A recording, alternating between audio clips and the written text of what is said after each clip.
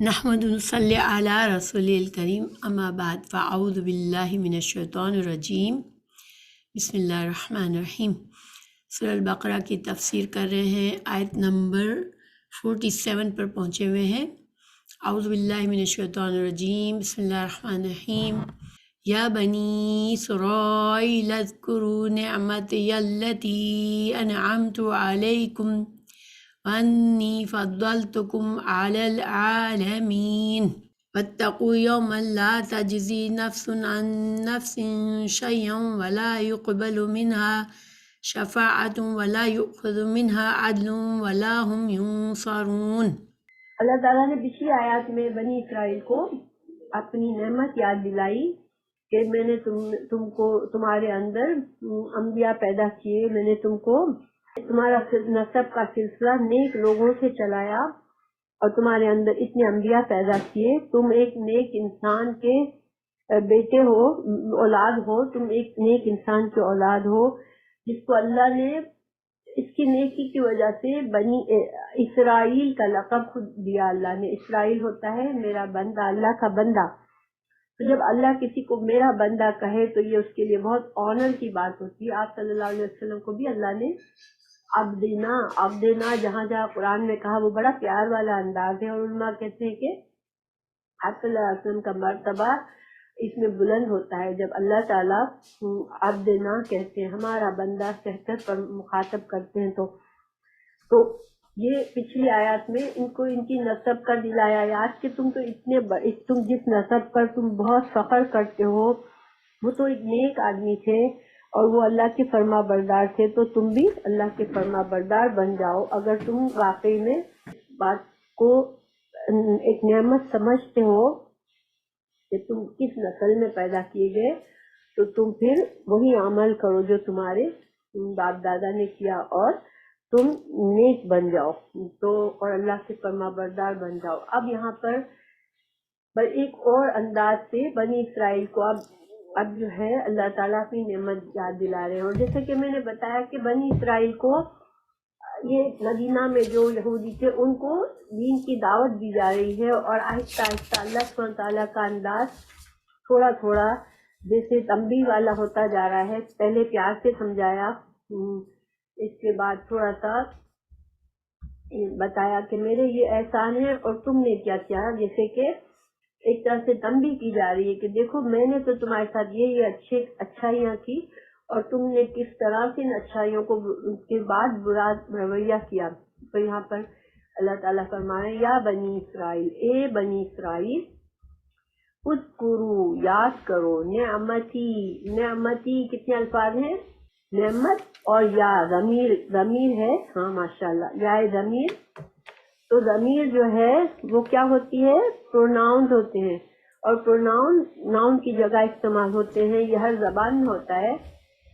تو میری نعمت کو یاد کرو، یا جو ہے یہ متکلم کی ضمیر ہے، میری نعمت کو یاد کرو، التی وہ جو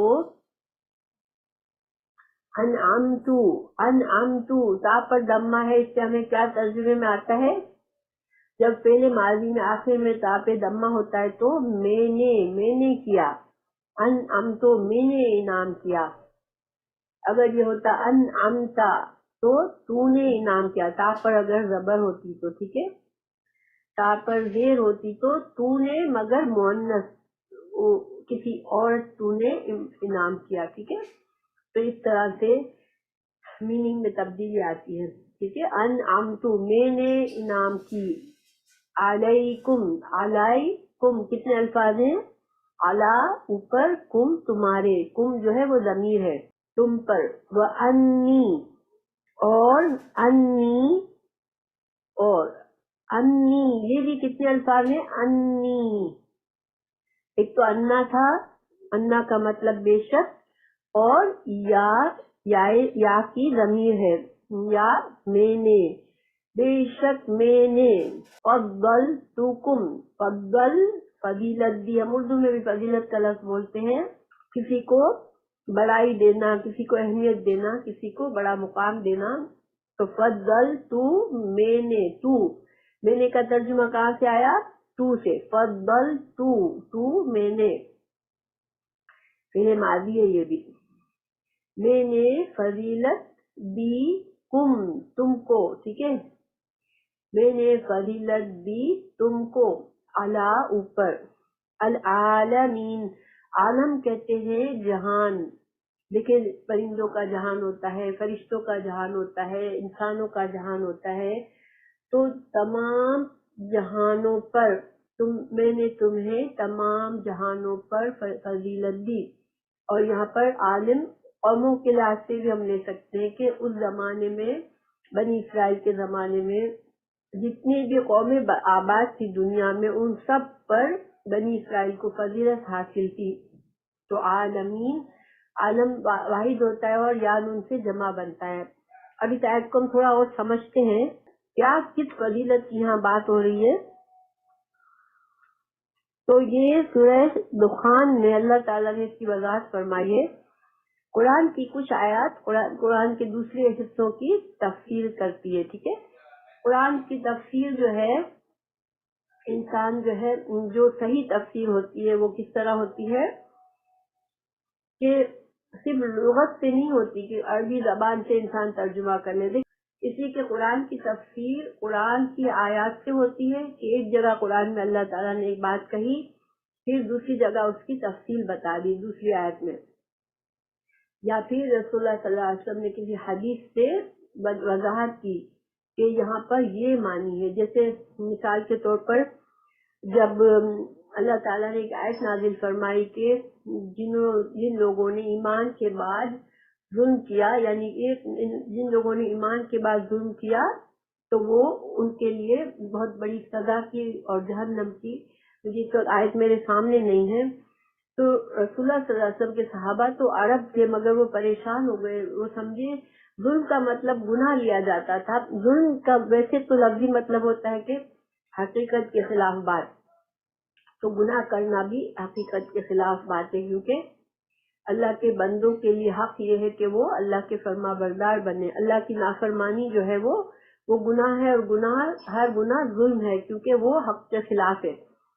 تو صحابہ کرام بڑے پریشان ہو گئے کہ یا رسول اللہ، ہم سے گناہ ہو جاتے ہیں، ہم چاہے کتنا بھی خیال رکھیں، تو اس کا مطلب ہے کہ ہماری معافی نہیں ہے۔ تو رسول اللہ صلی اللہ علیہ وسلم نے فرمایا نہیں، یہاں ظلم کا مطلب شرک ہے، یعنی جس نے اللہ کے ساتھ شرک کیا اور شرک کی حالت میں مر گیا تو وہ پھر وہ جہنم میں جائے گا۔ تو گویا قرآن کی تفسیر کے لیے ہمیں قرآن کی آیات دیکھنی پڑتی ہے اور حدیثوں کو دیکھنا پڑتا ہے۔ پھر اگر قرآن اور حدیث سے ہمیں نظر نہیں آتی صحیح تفسیر، تو ہمیں صحابہ کرام کے اقوال دیکھنے پڑتے کہ انہوں نے اس آیت کا کیا مطلب لیا تھا، تو اس طرح سے تفسیر ہوتی ہے، ٹھیک ہے۔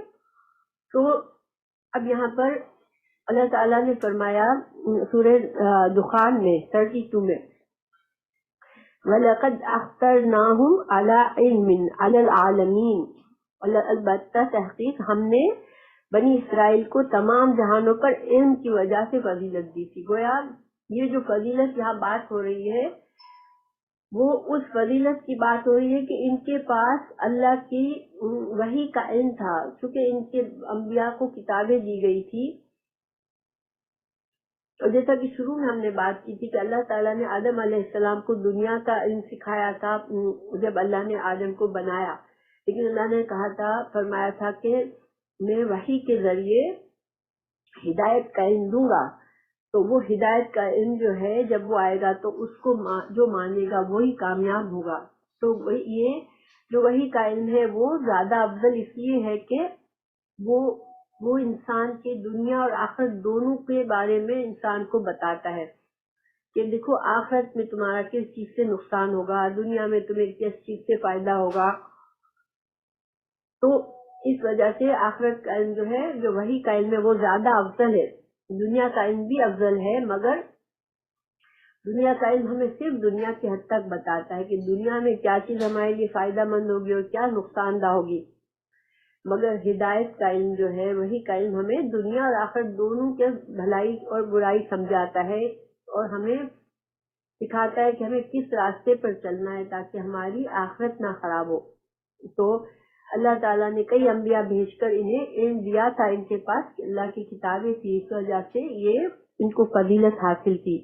مگر سوال یہ پیدا ہوتا ہے، دیکھیے علم کی فضیلت اور جگہ پر بھی ثابت ہوتی ہے۔ جب پہلی وحی نازل ہوئی رسول اللہ صلی اللہ علیہ وسلم پر، تو آپ لوگوں نے، آپ کو پتا ہے پہلی وحی کیا تھی؟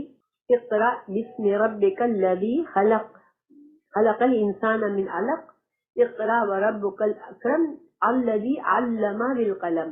یعنی پہلی آیت میں بھی اللہ نے علم کی فضیلت بتائی تھی کہ اس رب کے نام سے پڑھ جس نے انسان کو علم سکھایا۔ تو علم جو ہے یہ بہت ہی سب سے زیادہ اہم چیز ہے۔ ایک عالم اور ایک جاہل میں بہت بڑا فرق ہوتا ہے۔ تو اب اللہ تعالیٰ نے یہ، اللہ تعالیٰ کی یہ فضیلت تھی بنی اسرائیل پر، مگر دیکھیں یہ فضیلت جو تھی وہ ان کی قائم رہتی ہمیشہ کے لیے، ٹھیک ہے، مگر یہ کب انہوں نے اپنی فضیلت کو لوز کر دیا؟ جب رسول اللہ صلی اللہ علیہ وسلم آئے اور انہوں نے دین کی تعلیم ان کو دی، دین کی دعوت دی، اسلام کی دعوت دی، تو ان کو جب پتہ چل گیا کہ ہاں یہ صحیح حدیث، صحیح رسول ہے، اللہ کے سچے رسول ہے، یہ اسلام اللہ کا سچا دین ہے، مگر انہوں نے اپنے گھمنڈ اور بڑائی میں، چونکہ ہم تو علم والے لوگ ہیں، تو اس وجہ سے انہوں نے قبول نہیں کیا۔ دیکھیں علم انسان کو کبھی بھی تکبر میں نہیں ڈالے۔ اگر علم انسان کو تکبر میں ڈال دیتا ہے، تعصب میں ڈال دیتا ہے، تو وہ علم بہت خطرناک ہو جاتا ہے۔ پھر ایک عالم کا، ایک علم والے پر جو اللہ کا عذاب ہوتا ہے وہ بڑا ہو جاتا ہے۔ کیوں؟ کیونکہ اس کو اللہ نے فضیلت دی تھی، اس کو سمجھ دی تھی، اس کو علم دیا تھا، پھر وہ حسد اور تکبر، اپنے آپ کو بڑا سمجھ بیٹھا اس علم کی وجہ سے۔ صحیح علم جو ہے وہ انسان کو ہمیشہ عاجزی سکھاتا ہے، میں کمتر ہوں، میں بندہ ہوں اللہ کا، اور بندہ جو ہوتا ہے وہ مکمل فرما بردار عاجز ہوتا ہے۔ تو اس وجہ سے جب رسول اللہ صلی اللہ علیہ وسلم آئے اور انہوں نے دعوت اسلام دی، تو انہوں نے جب بنی اسرائیل نے جانتے بوجھتے اس دعوت کو قبول نہیں کیا، تو یہ جو فضیلت کا مقام تھا وہ اب ان سے لوز ہو گیا، ٹھیک ہے۔ ان کے لیے فضیلت کا انعام اسی وقت تھا جیسے بنی اسرائیل میں سے جن لوگوں نے اس وقت اسلام کی دعوت کو قبول کر لیا، کچھ لوگ تھے وہاں پر، ٹھیک ہے، حضرت عبداللہ بن سلام ان میں سے تھے، یہ عالم تھے بنی اسرائیل کے، مگر انہوں نے اسلام کو قبول کر لیا۔ تو جن لوگوں نے اسلام کو قبول کر لیا بنی اسرائیل میں سے، ان کی فضیلت ڈبل ہو گئی۔ کیوں؟ کہ وہ پہلے انبیاء سے ہی کو ماننے والے تھے، تو اس وجہ سے ان کے طریقے پر وہ زندگی گزار رہے تھے، تو اس کا اجر و ثواب، اور پھر رسول اللہ صلی اللہ علیہ وسلم کو مان لینے کا اجر و ثواب، تو ان کا اجر و ثواب تو دگنا ہو گیا۔ لیکن جنہوں نے ان کے بعد منع کیا تو وہ اپنا ٹائٹل انہوں نے لوز کر لیا، اور اس کا ہمیں دلیل کہاں ملتی ہے؟ اللہ تعالیٰ نے فرمایا آل عمران 110 میں، کنتم خیر امتین، اللہ تعالیٰ نے ہماری امت مسلمہ سے کہا کہ تم سب سے بہترین امت ہو، یعنی کہ اب سب سے بہترین امت کون سی ہے؟ جو آپ صلی اللہ علیہ وسلم کو مان لے اور آپ کے طریقے پر چلے۔ اللہ تعالیٰ نے فرمایا تم بہترین امت ہو جو لوگوں کے لیے بنائی گئی ہو، تم بھلائی کا حکم دیتے ہو اور برائی سے روکتے ہو، اور تم اللہ پر ایمان رکھتے ہو۔ یہ آل عمران کی آیت نمبر 110 ہے۔ تو اس سے ہمیں واضح پتہ چلتا ہے کہ اب جو ہے بنی اسرائیل اللہ کی چوزن امت نہیں ہے، ایک زمانے میں تھی، اور اگر وہ آپ صلی اللہ علیہ وسلم کی دعوت مان لیتے تو وہ اب بھی چوزن امت ہی رہتے، مگر کیونکہ انہوں نے انکار کیا تو اب وہ چوزن نہیں ہے۔ کیونکہ اللہ تعالیٰ کی نعمت ہوتی ہے، اگر اللہ کسی کو علم کے ساتھ چوز کرتا ہے، کسی عہدے سے چوز کرتا ہے، تو وہ ایک نعمت ہے، اور نعمت کی یہ اللہ کا دستور ہے کہ نعمت کی شکر گزاری اگر نہیں ہوتی تو اللہ تعالیٰ اس نعمت کو چھین لیتا ہے۔ تو اور شکر گزاری کیا ہوتی ہے؟ کہ جس کا جو حق ہے اس نعمت کا جو صحیح استعمال کرنے کا ہے اس طریقے سے استعمال کرے، اور جب جس کو حق پتہ ہے تو پھر وہ حق کو تسلیم کر لے۔ تو یہ نعمت کی شکر گزاری ہوتی ہے۔ اچھا، اب امت مسلمہ کو خیرہ امت، ہم خیرہ امت ہے تو ہم خیرہ امت کے لقب پر پورے کب اتر آئیں گے؟ ہم، میں ہوں، آپ ہوں، یہ آج کے مسلمان ہیں سب، ہم جو ہے اس اب بنی اسرائیل کی طرح ہم اس گھمنڈ میں اگر آ جائیں گے کہ ہم بہترین امت ہے، ہمارے لیے تو جنت ہے، کیونکہ انہوں نے یہی سمجھا تھا کہ ہم بہترین امت ہے تو ہمارے لیے تو جنت ہے، پکی جنت ہے۔ اور آج مسلمان بھی یہی سمجھتے ہیں کہ محمد صلی اللہ علیہ وسلم کی امت کے لیے تو جنت لکھ دی گئی ہے، کلمہ پڑھنے والے تو جنت میں جائیں گے ہی۔ تو مگر اللہ تعالیٰ نے جب ہمیں بہترین امت کا لقب دیا سورہ آل عمران میں، تو ساتھ ساتھ کیا باتیں بتائی؟ 3 باتیں فرمائی کہ تم جو ہو تم اللہ پر ایمان رکھتے ہو، پہلی بات۔ تو اب اللہ پر ایمان میں کیا کیا آ جاتا ہے؟ دیکھیں، ہم سب اللہ پر ایمان رکھتے ہیں، اللہ ہمارا خالق ہے، مگر ایمان اپنے پورے، اگر ہم پورے اس کے معنی میں لیں تو ایمان جو ہے وہ یہ ہے کہ اللہ ہی خالق ہے، پھر اللہ تعالیٰ نے جو باتیں ہمیں رسول کے ذریعے بتائی ہے، اللہ کے رسولوں پر، اللہ کی کتابوں پر، فرشتوں پر، آخرت پر، اچھی بری تقدیر پر، ہر چیز پر ہمیں ایمان لانا ہے۔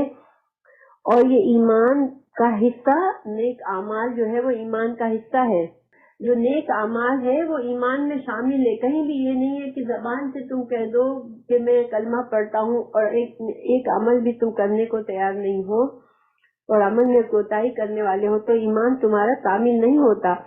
جب ہمارے پاس ایمان کے ساتھ ہم جو ہمیں احکامات ہیں جن پر عمل کرنا ہے، جن کاموں سے بچنا ہے، اگر ہم فلی طور پر ان پر عمل نہیں کرتے تو ہمارا ایمان ناقص ہوتا ہے، مکمل نہیں ہوتا ہے۔ تو پہلی شرط ایمان، ٹھیک ہے، اور ایمان میں نیک اعمال شامل ہے، اللہ کی مرضی سے چلنا۔ پھر دوسری بات، تم دوسروں کو حکم دیتے ہو نیکی کا اور ان کو برائیوں سے روکتے ہو۔ یہ 3 خصوصیات اگر ہمارے اندر ہے تو پھر ہم پھر پوری طرح سے اللہ کی اللہ کی چوز کی ہوئی امت ہے، اللہ کی چوزن ہے، ہم اللہ کی چوزی ہوئی بہترین امت ہے، ٹھیک ہے۔ اللہ نے ہمیں بہترین امت کا جو لقب دیا ہم اس پر فٹ آتے ہیں، لیکن اگر ہمارے اندر کمی ہے تو پھر کیا ہے؟ سورہ عصر میں اللہ تعالیٰ نے فرمایا والعصر، اعوذ باللہ من الشیطان والعصر ان الانسان لفی خسر الا الذین آمنوا وعملوا الصالحات وتواصوا بالحق وتواصوا بالصبر۔ تو اب تمام انسان، اب اللہ تعالیٰ نے یہاں کوئی تفریق نہیں کی کہ میرے چوزن بندے، میرے غیر چوزن بندے، نہیں، تمام انسان خسارے میں ہے۔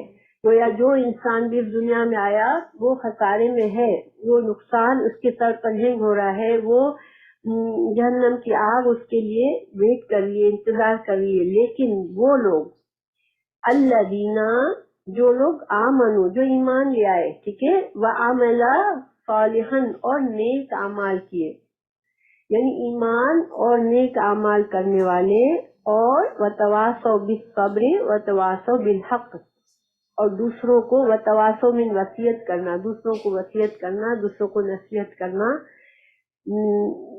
کس چیز کا؟ صبر کا، اور دوسروں کو نصیحت کرنا حق بات کا۔ اب صبر اور حق 2 باتیں کیا ہے؟ دیکھیں، صبر ہم نے پہلے بھی پڑھ لیا کہ صبر جو ہے اللہ کی فرما برداری، مکمل فرما برداری ہے، نیکی پر صبر کرنا، نیکی کے کاموں پر جمنا، برائی سے بچنا، ناپسندیدہ حالات پر صبر کرنا۔ تو ہمیں یہ ساری چیزیں اگر ہمارے اندر ہے تو پھر صبر ہے، تو گویا ہمیں خود بھی کرنا ہے اور دوسروں کو بھی۔ وتواصوا کا مطلب ہوتا ہے ایک دوسرے کو، ہر انسان دوسرے انسان، ہر مسلمان پر دوسرے مسلمان کو یہ اچھی بات کا کے لیے واضح نصیحت کرنا، سمجھانا، اس کو برائی اور اس کو برائی سے روکنا، یہ سب ایک ہم سب کا فرض ہے امت مسلمہ کا۔ اور وتواصوا بالحق، اور حق کیا ہے؟ اللہ کی ذات حق ہے، آخرت حق ہے، قیامت حق ہے، اور کیا کہتے ہیں، حساب کتاب آخرت کا حق ہے، اور جنت اور دوزخ حق ہے۔ اگر ہم یہ ساری باتیں خود بھی نہیں یاد کرتے، ایک دوسرے کو نہیں یاد دلاتے، تو پھر ہم امت مسلمہ کے لقب پر پوری طرح سے نہیں اترتے. ٹھیک ہے، تو اللہ تعالیٰ ہمیں توفیق دے. امت مسلمہ کو اللہ تعالیٰ نے ایک اعزاز ضرور دیا ہے کہ جس طرح پچھلی امتیں مکمل طور پر گمراہ ہو گئی، امت مسلمہ مکمل طور پر کبھی گمراہ نہیں ہوگی. ایک حدیث ہے کہ ایک گروہ ہمیشہ حق پر ہوگا. اللہ رسول اللہ صلی اللہ علیہ وسلم کی امت میں ایک گروہ ہمیشہ حق پر ہوگا، اور وہ گروہ یہ اس خوبی پر ان پر اترتی ہوگی کہ وہ خود بھی ایمان کے ساتھ نیک اعمال کر رہے ہوں گے اور لوگوں کو بھی نیکی کی طرف بلا رہے ہوں گے اور برائی سے بچا رہے ہوں گے. تو اللہ تعالیٰ ہمیں اس گروہ میں ڈال دے جو کہ حق پر ہے ہمیشہ اور حق پر رہے گا، اور اللہ تعالیٰ ہمارا انجام نیک لوگوں کے ساتھ کرے. تو بہرحال یہ تو بنی اسرائیل کو سمجھایا گیا، اور ساتھ ساتھ ہم نے چنی ہوئی امت کا مطلب سمجھا. دیکھیں بنی اسرائیل کو کیا خوش فہمی تھی کہ ہم تو جنت ضرور، ہمیں جنت ملے گی، ہم اللہ کے چہیتے ہیں، ہم انبیاء کی اولاد ہیں. ٹھیک ہے، تو نتیجہ کیا ہوا کہ اس خوش فہمی کی وجہ سے گمراہ ہو گئے. ان کو یہ کمفرٹ مل گئی کہ ہمیں کیا ہے، ہمیں تو جنت ملنی ہے، تو پھر ہم کیوں. دیکھیں نیکی کے کام کرنا، گناہ سے بچنا یہ آسان تھوڑی ہوتا ہے، بڑی انسان کو اسٹرگل کرنی پڑتی ہے اپنے نفس کے خلاف. تو پھر انسان کیوں کرے گا؟ اگر اس کو پہلے سے کمفرٹ بھی یہ ہوگی کہ مجھے جنت مل جائے گی، تو پھر انسان کیوں کوشش کرے گا؟ کیوں نہ انسان دنیا میں اپنی من مانی زندگی گزارے، پھر آخرت میں بھی اس کو جنت ہی ملنی ہے. تو ٹھیک ہے نا، تو اس وجہ سے وہ گمراہ ہو گئے. ٹھیک ہے کہ ہم کو جنت ملنی ضرور ہے. ٹھیک ہے، اب انہوں نے چنی ہوئی امت کا مطلب یہ سمجھ لیا کہ ہم تو نسب کی وجہ سے چنے ہوئے ہیں، ہم تو انبیاء کی اولاد ہیں اس لیے چنے ہوئے ہیں، تو ہمیں جنت ملے گی. آج امت مسلمہ یہ سمجھتی ہے کہ ہم خیرہ امت ہیں، ہم رسول اللہ صلی اللہ علیہ وسلم کی امتی ہیں اور ہم کو جنت ضرور ملے گی. ٹھیک ہے، لیکن اللہ تعالیٰ نے فرمایا کہ بہترین امت کیا کرے گی کہ اللہ پر ایمان لائے گی اور ایمان کے ساتھ نیک اعمال کرے گی، دوسروں کو بھلائی کا حکم دے گی اور خود کو برائیوں سے دوسروں کو بھی روکے گی، خود بھی رکے گی. تو پھر جب تک یہ چیز نہیں ہے، انسان اگر جھوٹی خواہشات کے بل پر رہے گا اور اپنے آپ کو بلا وجہ غلط چیزوں میں اپنے آپ کو یقین دلا دے گا کہ میرے لیے آخرت اچھی پکی بنی ہوئی ہے، تو وہ گمراہ ہو جائے گا. اللہ تعالیٰ آج یہی وجہ ہے کہ بہت سے مسلمان بالکل لاپرواہ ہے، جنت جہنم کیا ہے ان کو کوئی فکر نہیں ہے، اور وہ اپنی دنیا میں مست ہیں. تو یہ جو ہے بہت خطرناک بات ہے، ہمیں اپنا وقت ضائع نہیں کرنا چاہیے دنیا کا. پھر ہم اب آیت نمبر 48 کو دیکھتے ہیں. وَاتَّقُوا اور ڈرو. تقویٰ ہم نے تقویٰ پہلے بھی پڑھا ہے، واو قاف یا اس کا روٹ ورڈ ہے. اور تقویٰ کیا ہوتا ہے؟ اللہ کا ایسا خوف جس سے انسان اللہ کی نافرمانی کے کاموں سے بچے. ٹھیک ہے، تو وَاتَّقُوا اور ڈرو یومن اس دن سے لا تجزی نہیں تجزی جزا دے گا. ہم کہتے ہیں نا تجزیہ کرنا، جزا سزا، یہ سمجھتے ہیں نا جزا سزا. تو جزا کیا ہوتی ہے؟ بدلہ، کسی چیز کا بدلہ. ٹھیک ہے کہ ہم نے یہ کیا تو ہمیں اس کے حساب سے یہ ملا. تو اس دن سے ضرور جس دن کوئی کام نہ آئے گا، کوئی بدلہ نہ ہوگا. نفسن کوئی نفس، کوئی جان، ان سے نفسن کسی نفس کی طرف سے، شیئن کوئی بھی چیز، شیئن کوئی بھی چیز، یہ تنوین کی وجہ سے کچھ کوئی بھی چیز کا معنی آتا ہے. ٹھیک ہے، تنوین جو ہے ہمیشہ اسم کو نکرہ بناتی ہے، مینس عام کر دیتی ہے کہ کوئی بھی چیز. ٹھیک ہے، ان نفسن، اور ال جو ہے وہ خاص بناتا ہے. جب ال آتا ہے کسی چیز کے ساتھ تو وہ چیز خاص ہوتی ہے. ٹھیک ہے، یہاں پر مطلب ذرا سا بھی کچھ بھی کام نہیں آئے گا. ٹھیک ہے، ولا اور نہ یقبلو قبول سے ہے، نہ قبول کیا جائے گا، منہا اس نفس سے. ہاں ضمیر ہے اور یہ مؤنث کی ضمیر ہوتی ہے. ٹھیک ہے، وہ تو یہ ہا ضمیر یہاں مؤنث کی کیوں ہے؟ کیونکہ لفظ نفس جو ہے یہ عربی زبان میں مؤنث کے طور پر استعمال ہوتا ہے، تو نہ قبل قبول کیا جائے گا کسی نفس سے شفاعتن، شفاعت سفارش ہوتی ہے، کسی کے ساتھ گواہی دے دینا کہ ہاں یہ ٹھیک ہے یا یہ میں اس کے ساتھ ہوں، اس طرح سے شفاعتن کوئی سفارش، ولا اور نہ یؤخذ لیا جائے گا، اخذا سے ہے لیا جائے گا، منہا اس سے عدل کوئی بدلہ، ولا اور نہ ہم وہ ینصرون وہ مدد کیے جائیں گے، نصرہ سے ہے۔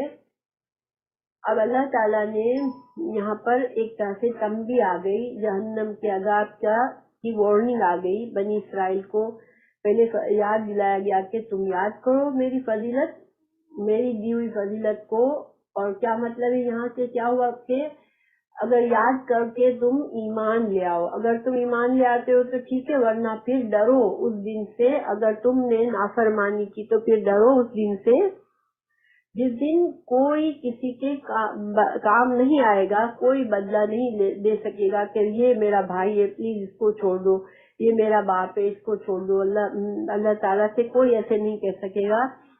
سورہ اس کے کئی مثالیں ہیں قرآن میں، سورہ فاطر میں ہے 18 آیت، وَلَا تَزِرُ وَازِرَةٌ وِزْرَ أُخْرَى، کوئی بوجھ اٹھانے والا کسی اور کا بوجھ نہ اٹھائے گا، ہر انسان کے سر پر اس کے اپنے اعمال کا بوجھ ہوگا، اپنے گناہوں کا بوجھ ہوگا، تو ہر انسان قیامت کے دن اپنے گناہوں سے ہی گھبرایا ہوا ہوگا کہ مجھے کیا ہوگا، اب میرا کیا بنے گا، تو وہ آگے بڑھ کے نہیں کہے گا کہ چلو میں کسی اور کے تھوڑے گناہ لے لوں تاکہ وہ بچ جائے۔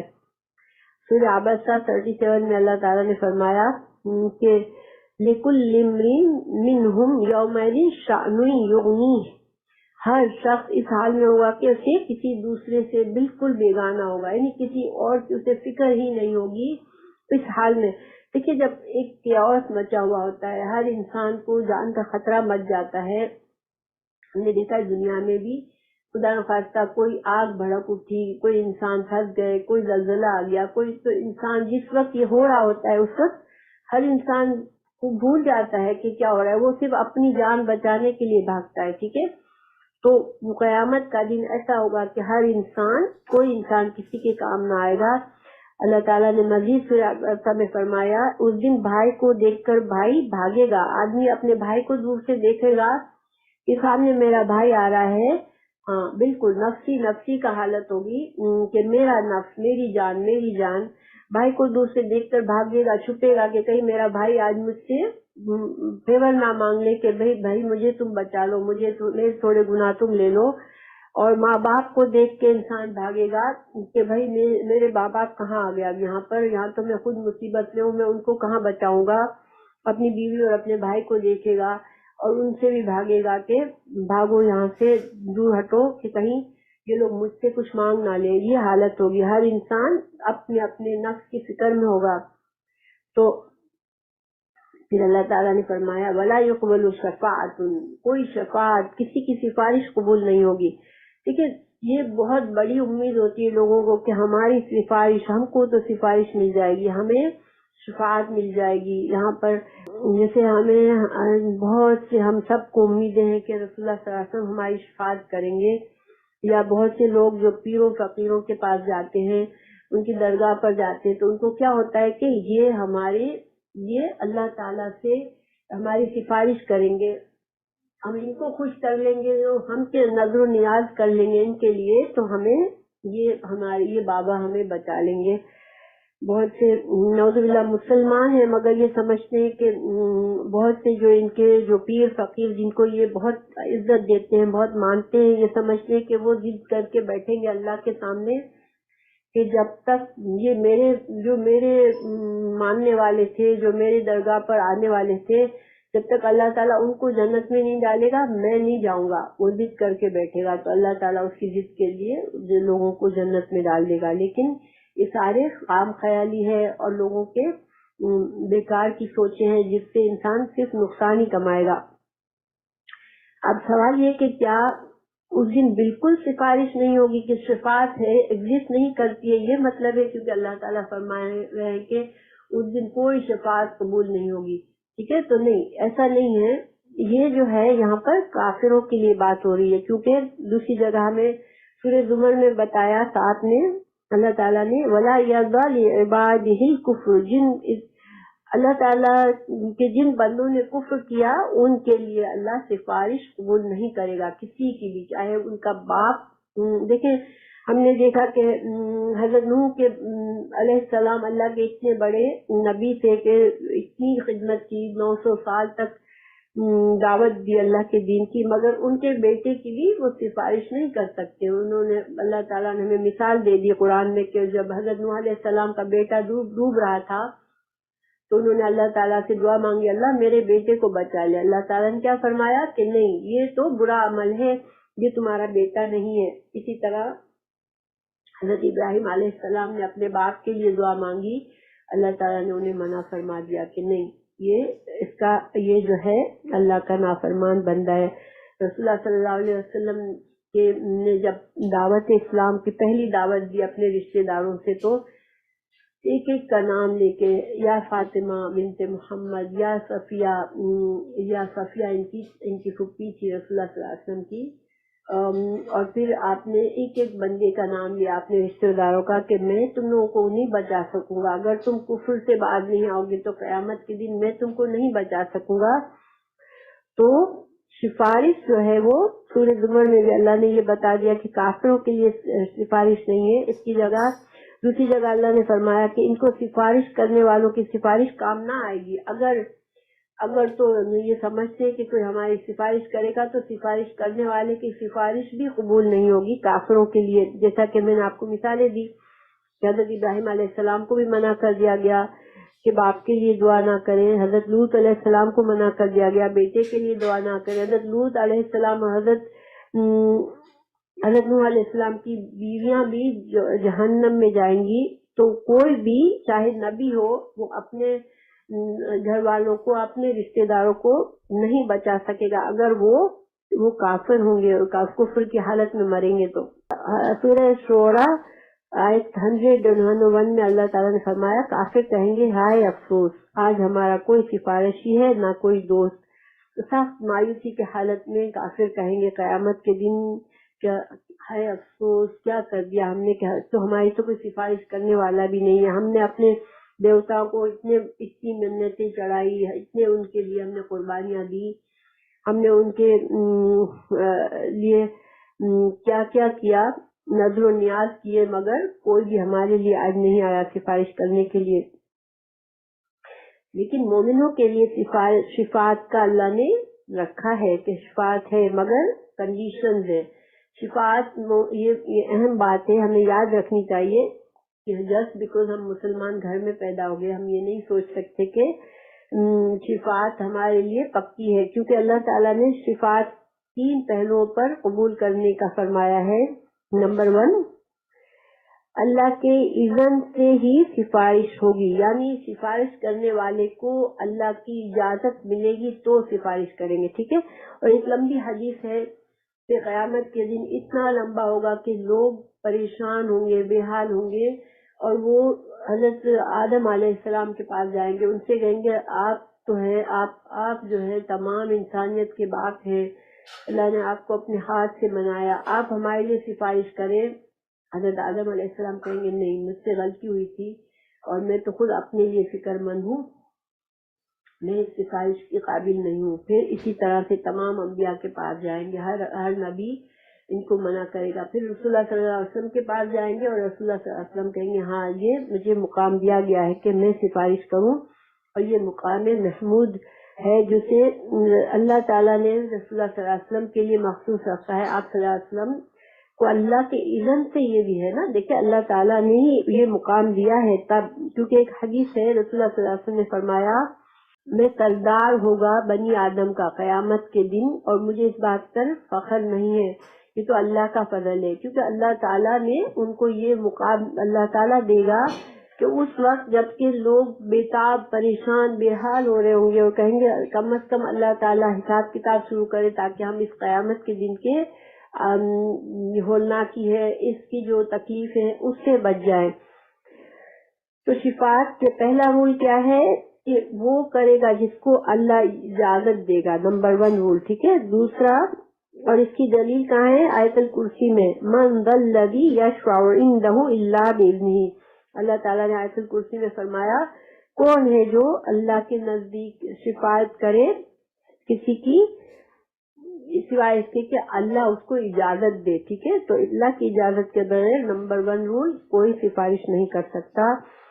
اور نمبر 2 رول، صرف اس کے لیے سفارش ہوگی جس کے لیے اللہ راضی ہوگا، یعنی کہ یہ نہیں کہ یہ میرا باپ تھا، بھلے یہ کافر تھا مگر اللہ مجھے اجازت دے کہ میں کروں، یہ کہنے کا کسی کو حق نہیں ہوگا یہ میرا بھائی تھا، مگر یہ اگر اللہ گویا کہ جس بندے کے لیے اللہ اجازت دے گا کہ ہاں اس بندے کے بارے میں آپ سفارش کرو، تو وہ سفارش کرنے والا سفارش کرے گا، ٹھیک ہے۔ اور اس کی دلیل جو ہے وہ سورہ انبیاء میں ہے، وَلَا يَشْفَعُونَ إِلَّا لِمَنِ ارْتَضَىٰ، وہ کسی سفارش کرنے والے کسی کی سفارش نہیں کر سکیں گے سوائے ان کے جن کے لیے اللہ تعالیٰ راضی ہو کہ ہاں ان کے لیے سفارش کی جائے، ٹھیک ہے۔ پھر نمبر 3 رول، سفارش اس حد تک ہوگی جتنی اللہ چاہے گا، یعنی کہ سفارش کرنے والے بھی اللہ کی اذن سے ہوں گے، جن کی سفارش ہوگی وہ بھی اللہ کی اذن سے، اور جتنی سفارش کی جائے گی، تیسرا اصول یہ ہے سفارش کا کہ اس حد تک سفارش ہوگی جتنا اللہ پسند کریں گے۔ اس کی دلیل کیا ہے؟ سورہ نجم میں آیت 26 اللہ تعالیٰ فرماتا ہے اس دن اس کی سفارش کام آئے گی جس کو اللہ اجازت دے، اور سفارش کرنے والے کی وہ سفارش کرنے والا بھی وہ بات کہے جس سے اللہ راضی ہو، یعنی کہ سفارش میں بھی صرف اس حد تک سفارش جتنی اللہ راضی ہو۔ تو 3 باتیں ہو گئی، ٹھیک ہے۔ ایک، سفارش کون کرے گا؟ جس کو اللہ کے اذن سے ہی سفارش کرنے والا سفارش کر سکے گا۔ نمبر 2، کس کے لیے سفارش ہوگی؟ جس کے لیے اللہ راضی ہوگا۔ نمبر 3، کیا سفارش کی جائے گی؟ وہ بھی اس حد تک جتنی اللہ راضی ہوگا، ٹھیک ہے۔ اور سب کی دلائل بھی دے دیے میں نے۔ تو اس کا کیا مطلب ہے کہ جیسے کہ میں نے کہا کہ کچھ لوگ یہ سمجھتے ہیں کہ ہم پیروں کی درگاہ پر چلائیں گے کچھ، یا کسی کے لیے نیاز کریں گے کسی کے نام کی، اور اس طرح سے ہم اچھا ریلیشن رکھیں گے، اور جس طرح مشرکین سمجھتے تھے کہ یہ فرشتے اللہ کی بیٹیاں ہیں، یا وہ سمجھتے تھے کہ یہ جو بت ہے یہ ہمیں اللہ سے جوڑیں گے، یا جو کرسچن یہ سمجھتے ہیں کہ حضرت عیسیٰ علیہ السلام، اگر ہم حضرت عیسیٰ علیہ السلام کی پیروی کریں گے، حضرت عیسیٰ علیہ السلام کو اللہ کا بیٹا مان لیں گے تو ہماری نجات ہوگی ورنہ نہیں ہوگی۔ یہ ساری باتیں انسان کی اپنی عقل اور اپنی اس سے بنائی ہوئی ہے، شیطان کے وسوسوں سے بنائی ہوئی ہے، ورنہ اصل حقیقت کیا ہے کہ اللہ اکیلا ہی مالک ہے، اور اگر وہ اپنے بندوں کو کوئی مقام دیتا ہے، جیسے سفارش کا مقام بھی ایک اللہ کی طرف سے عزت ہے، یہ جن کو اللہ تعالیٰ یہ عزت دے گا قیامت کے دن، وہ اللہ کی مرضی ہوگی کہ وہ کس کو دینا چاہ رہا ہے، ٹھیک ہے۔ یہ نہیں ہے کہ ہم جس کو سمجھ لیں کہ یہ پیر بابا ہے، یہ بڑے ہیں، یہ بڑے نیک آدمی ہے تو یہ میری سفارش کر لے گا، نہیں۔ ہمیں ہر انسان کو اپنا عمل ضروری ہے، اپنا ایمان ضروری ہے۔ اگر ہمارا ایمان اور ہمارا عمل ہے تو انشاءاللہ ہم مسلمان امت ہے، تو اللہ تعالیٰ ہمیں شفاعت نصیب کرے گا، اللہ تعالیٰ رسول اللہ صلی اللہ علیہ وسلم کی شفاعت نصیب ہوگی اگر ہم نے اپنی زندگی میں کوشش کی کہ ہم رسول اللہ صلی اللہ علیہ وسلم کے طریقے پر دین کو فالو کریں۔ دیکھیں یہ بھی جہاں ضروری پوائنٹ یہ ہے کہ رسول اللہ صلی اللہ علیہ وسلم کے طریقے پر ہم دین کو فالو کریں، کیونکہ ایک حدیث ہے کہ حوض کوثر پر آپ صلی اللہ علیہ وسلم اپنی امت کو بلائیں گے، اور وہ کیسے پہچانیں گے اپنے امت کو لوگوں کو کہ ان کے وضو کے اعضاء چمک رہے ہوں گے۔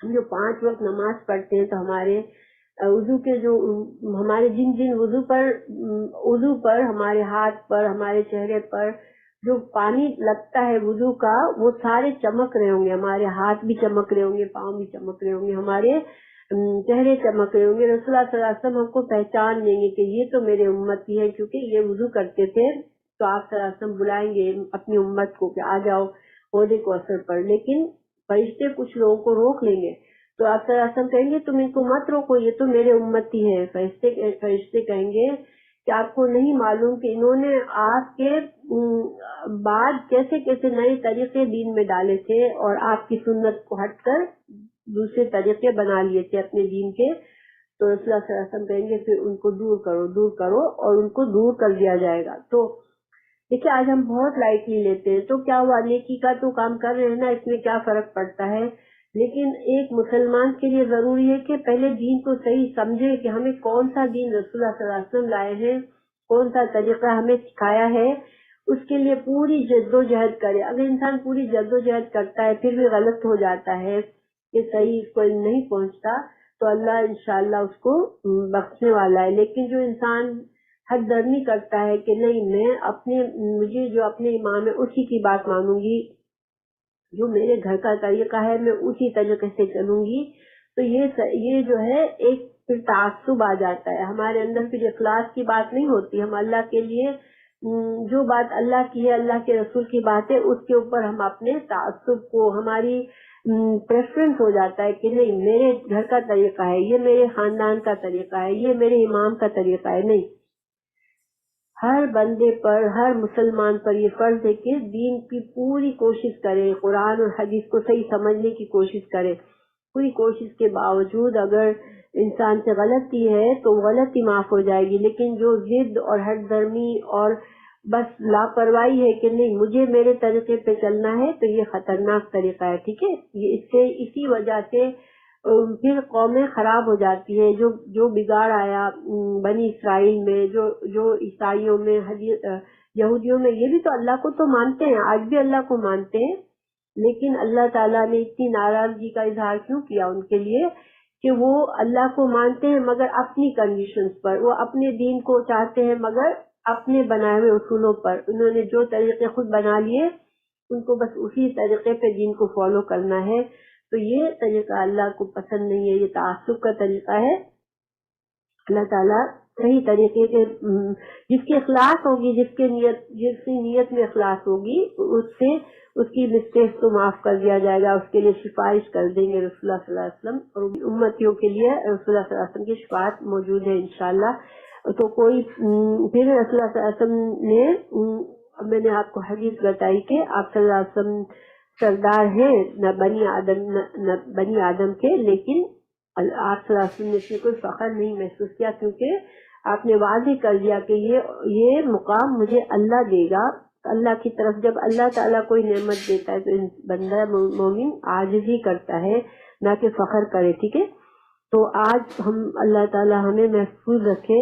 آج مسلمان جو مشکلات میں سے گزر رہے ہیں ہر طرف سے، تو اس میں یہ ہماری کمزوریاں اور کوتاہیاں ہیں کہ جو بنی اسرائیل نے سوچا کہ ہم بہتر امت ہیں اور بس ہمیں کوئی خطرہ نہیں ہے، وہی آج ہم مسلمانوں کا بھی معاملہ ہے۔ پھر آخری بات اللہ تعالیٰ نے اس آیت میں فرمائی، وَلَا يُؤْخَذُ مِنْهَا عَدْلٌ وَلَا هُمْ يُنصَرُونَ۔ اس دن کسی سے کوئی عدل کے دو معنی ہوتے ہیں، لفظ عدل کے دو معنی ہوتے ہیں، ایک انصاف جو ہم سمجھتے ہیں، اردو میں بھی ہم انصاف کے معنی میں استعمال کرتے ہیں، دوسرا ہے بدلہ، ٹھیک ہے۔ بدلے کے معنی میں ہم عدل کو یوز نہیں کرتے اردو میں، ہم انصاف کے معنی میں یوز کرتے ہیں، لیکن عربی زبان میں عدل کا لفظ دو معنی میں استعمال ہوتا ہے، انصاف کے معنی میں بھی اور بدلے کے معنی میں، اور یہاں پر بدلے کے معنی میں ہے۔ تو یہاں پر کوئی بدلہ کسی کو نہیں دے گا، کیا مطلب ہے کہ دیکھیں ایک ہوتا ہے کہ انسان فدیہ دے دیتا ہے، ٹھیک ہے، ہم سے گناہ ہوتی ہے، غلطی ہو گئی، بعض گناہ کا کفارہ دے دیتے ہیں، تو کفارہ دینے سے اس گناہ کا ایسا ہو جاتا ہے جیسے گناہ کیا ہی نہیں ہے۔ جیسے مثال کے طور پر اگر ایک چور ہے، اس کے چور کو اسلامی سزا مل گئی اور اس کے ہاتھ کاٹ دیے گئے، تو ہمیں دکھ تو ہوتا ہے بہت کہ اس کے ہاتھ بیچارے کے کاٹ دیے گئے، لیکن وہ آخرت میں اس کے اوپر اس چوری کا پھر ہٹ جاتا ہے، اس کے اوپر سے اس گناہ کا بوجھ ہٹ جاتا ہے۔ کسی نے زنا کیا، آپ کے رسول اللہ صلی اللہ علیہ وسلم کے زمانے میں ایک عورت نے زنا کیا، وہ خود آئی، احساس ہوا اس کو، اس نے خود آپ سے کہا کہ مجھے سزا ملنی چاہیے کہ میں نہیں چاہتی کہ میں اس گناہ کے ساتھ آخرت میں جاؤں. تو اس نے خود اپنے آپ کو پیش کیا. بڑی جیسے دل کو ہلانے والی حدیث ہے کہ وہ عورت آئی تو اس کے ہاتھ میں چھوٹا بچہ تھا. رسول اللہ صلی اللہ علیہ وسلم نے دیکھا, اس نے کہا کہ مجھ سے گناہ ہوا ہے, مجھے سزا میرے لیے آپ جو بھی فیصلہ کر دیں.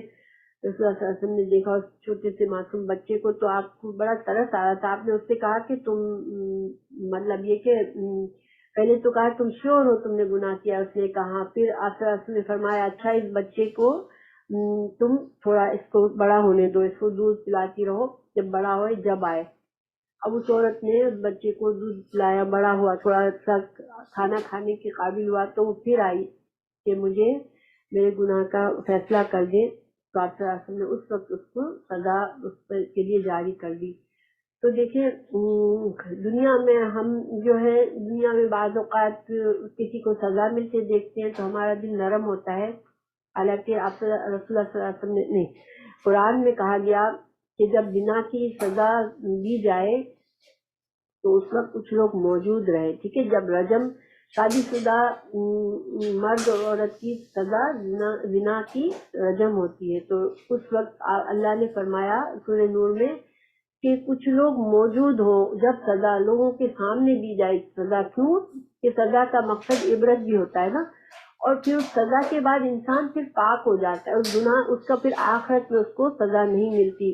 تو اسی طرح ایک عورت کے ساتھ ہوا تھا تو اس کے بارے میں کچھ لوگوں نے بعد میں باتیں کی, جیسے اس کو سزا مل گئی اس کی زنا کی, اس کے بعد اس کے بارے میں کچھ باتیں کر رہے تھے, گوسپ کر رہے تھے کہ دیکھو کیسی عورت تھی یہ وہ. تو پھر حضرت عمر فاروق سے, مجھے پورا واقعہ صحیح طرح سے ریفرنس نہیں ہے, مجھے بس یاد آ رہا ہے میرے ذہن میں تو میں بتا رہی ہوں. حضرت عمر فاروق نے ان کو بہت سختی سے روکا کہ جب اس کی سزا اس کو مل گئی تو وہ اب جو ہے اس کے بارے میں بات آپ نہیں کر سکتے. اب وہ ایسی پاک ہو گئی بالکل جیسے اس نے گناہ کیا ہی نہیں ہے. تو کفارہ جو ہوتا ہے وہ عدل, وہ بدلہ ہوتا ہے انسان کے گناہ کا دنیا میں. تو اللہ تعالیٰ فرمانے کہ اس دن دنیا میں اگر کفارہ نہیں دیا, وہ انسان مر گیا تو پھر اس دن کوئی کفارہ نہیں ہے کہ بھائی میں یہ دے دوں, میں یہ دے کر اپنی جان چھڑا لوں. اس دن کوئی بدلہ نہیں ہے, کوئی فدیہ نہیں ہے جو انسان کو اس گناہ کی سزا سے بچا سکے.